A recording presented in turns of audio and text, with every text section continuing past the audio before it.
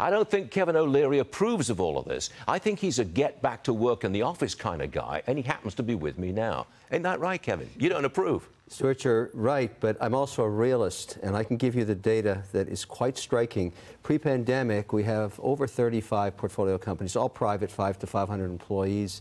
And that portfolio was making about 15% pre-tax. Post-pandemic, we thought 15% wouldn't return. It's 40%. And if we don't accommodate them, they simply move to where they can be provided a work-from-home mandate, primarily in the areas of accounting, logistics, and compliance departments. They used to sit in cubicles here in New York in the basement. So they're never coming back. But the portfolio itself is now generating 17.5% pre-tax. So I'm not complaining. I'm just dealing with the new reality because so much of the business has gone direct to consumer at higher margins because of what you said. Technology is driving this process. Absolutely, and it's getting better, and it's making it easier. That's a fact. Kevin, Sam Bankman-Fried, well, you know, he took the stand yesterday.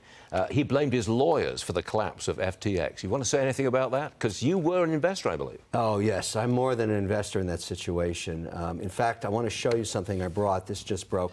This is a Harvard case on that situation. It's been published in 91 countries. I'm right at the center of it. It's called Kevin O'Leary Building a Brand in Shark-Infested Waters. It goes right at the FTX situation. I lost about $16 million there as a paid spokesperson. I looked like an idiot during that time, as so did many others, because this, to me, was a startup. And this case goes through exactly what happened and why I'm still here. I should be dead, but I'm not. In fact, our business is 10x what it was a year ago because of the journey I went through on FTX and getting into politics with senators and governors and Senate hearings and everything else. So it's a remarkable story that they will teach in schools, and I taught it this week for the first time. Were you taken in by FTX? I was like everybody else, realizing this was a nascent startup, but a whole new industry led by an American, and the only one with parents that were compliance lawyers. Now, 8 out of 10 of these deals blow up, usually for various reasons, not usually for alleged fraud, and we're discussing that right now. Now, Bankman-Fried's job in that court, and what his lawyers are trying to do, is to get one jury member, just one, that's all he needs, to doubt that he was the mastermind of this so he can angle for a retrial.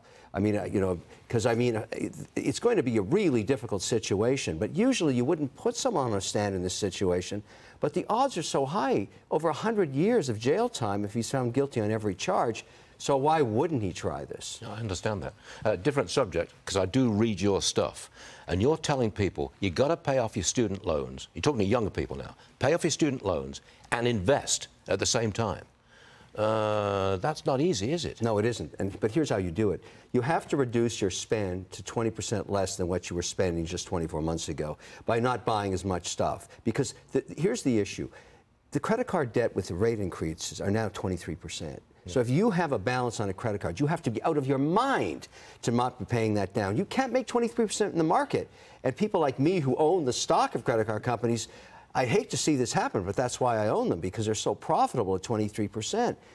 On the other hand, at the same time, you need to put at least 7% of your earnings aside for the long term in an index fund, in an ETF, or whatever. If you're in your late 20s, early 30s, and you make only $60,000 a year, the numbers are in your favor to end up with $1.5 million for retirement. You have to do both, but the bottom line, Stuart, you're going to buy a smaller house, you're going to spend less stuff, you're not going to buy 14 coffees at $5 a piece each week. I've talked about that forever. Me too. You just have to deal in reality. And by the way, rate hikes are not finished.